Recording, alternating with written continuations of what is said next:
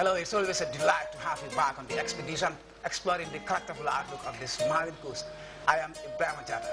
Now, on this edition of the expedition, we'll be leaving the great outdoors for the studio.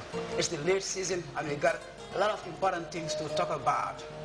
Now, this week we're hosting officials from the Ministry of Tourism and Culture, the Ministry of Regional Governments and Lands, the Gambia Tourism Board, and the Department of Physical Planning and Housing. The officials are here to talk about the latest redemarcation exercise of the tourism development area. Let's introduce our guest. Mr. Usman Kebe, sitting on the far right, is the Product Development Officer of the Gambia Tourism Board. Mr. Kebe, welcome. And right by me is Lamin Fati, the Product Development Manager of the Gambia Tourism Board. And by my left is Fatu Matam Marong from the National Roads Authority, and Ansu Fati is on my far left. He is from the Department of Physical Planning and Housing. Now, officials are here to talk about the latest redemarcation exercise that's about to take place in the tourism development area. If I may start with Mr. Kebe, who's virtually the mouthpiece of the Gambia Tourism Board. Mr. Kebe, can you tell us the whole point behind this redemarcation? Thank you very much, Ibrahim. I'm pleased to be here with my colleagues. The redemarcation exercise emanated as a press release, was jointly made together by the Ministry of Tourism and Culture, the Ministry of Regional Governments, Lands and Traditional Rulers, the Gambia Tourism Board, the Department of Lands and Surveys, the Physical Planning and Housing, and the National Roads Authority. These are the stakeholders, major stakeholders, when it comes to land and demarcation, roads, road safety and things like that. And the press release is just to inform the general public that these institutions are about to engage on this redemarcation exercise. And some other people thought it was demolition. Demolition and redemarcation is completely different. And the objective of the redemarcation exercise is to re-establish the TDA boundaries. There were boundaries, there were pegs, but the pegs were removed, and there were lots of encroachment, meaning if I had about 10 by 10 meters now, I will expand illegally to 20 to 20 by 20. So now it is important. And also emanating from PACPEC, you know, PACPEC is the Public Accounts Committee and the Public Enterprise Committee. They recommended that the Gambia Tourism Board should come up with an inventory of the land exercise. So as a response to that, we were able to come up with this report, the status report. Okay, the status report. Can you show that to the cameras? Yes, so. Okay. And this is our response to the PACPEC recommendation that we should take an inventory of what we have and what we I guess this is not the first demarcation exercise of the tourism development area. No, it wasn't.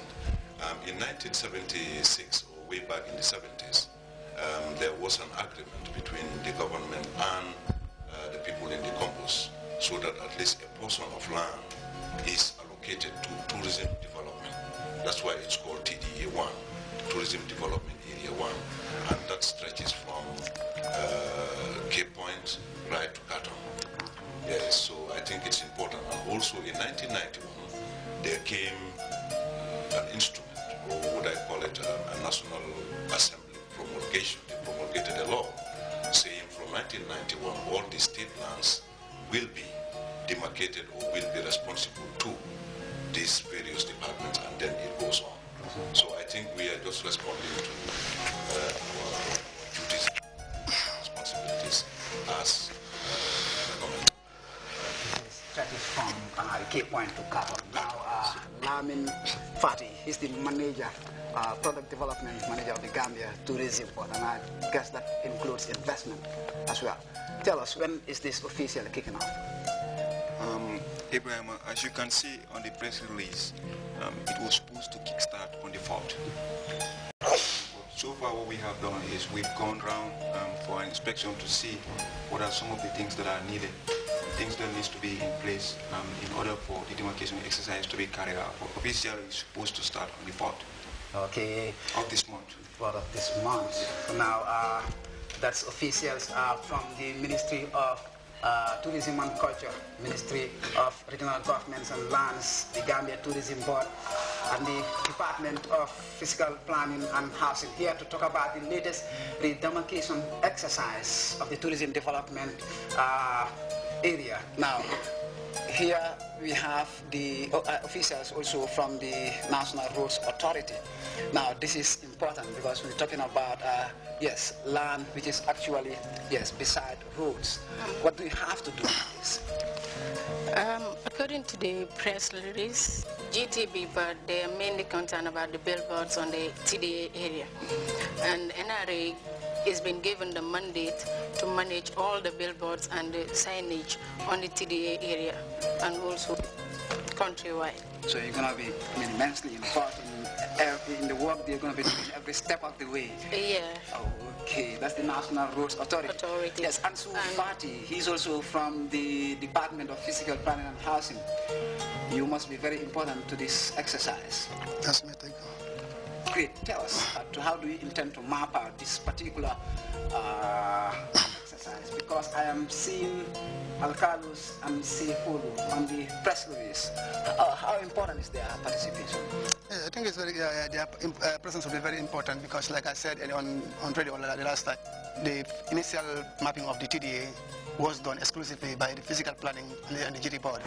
And remember that physical planning is a documenting body for these properties that are within the country. So anybody who comes to document, who buy land, for example, has to come to physical planning for documentation. Okay, like I said, I always maintain our officers both in Banjul and become very much conversant with the TDA. But including these communities now is very key because these are the people who sell land. These are the people who own land there. So if we involve them, then the communities will know that the limits of the TDA, and thereby the tendency of people selling within the TDA will be minimized, if not totally stopped. I mean, here you're talking about, I mean, encroachments, I mean, on the tourism development area. Yes. I mean, encroachments which may have already taken place. How do you intend to, remove them or stop these encroachments? Okay, because these are encroachments that are totally illegal because they have not got their base anywhere. So therefore, what we normally do is, if they are at development stage, we serve them with a stop notice. So if after that, at the study of that notice, which is always 2 weeks maximum that we give. At the expiry of that notice, if they fail, then we go in to serve demolition notice, and also another 2 weeks.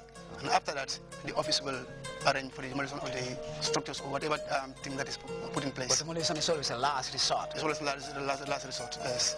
Okay, yes. Good. Now, back to Usman Kebe. Yes, we did talk about something that was very important, that we had a demarcation here before, and now we are having another one. How do you think this, important desensitization, process is? Now you're sitting here talking about this, something that could probably raise issues elsewhere.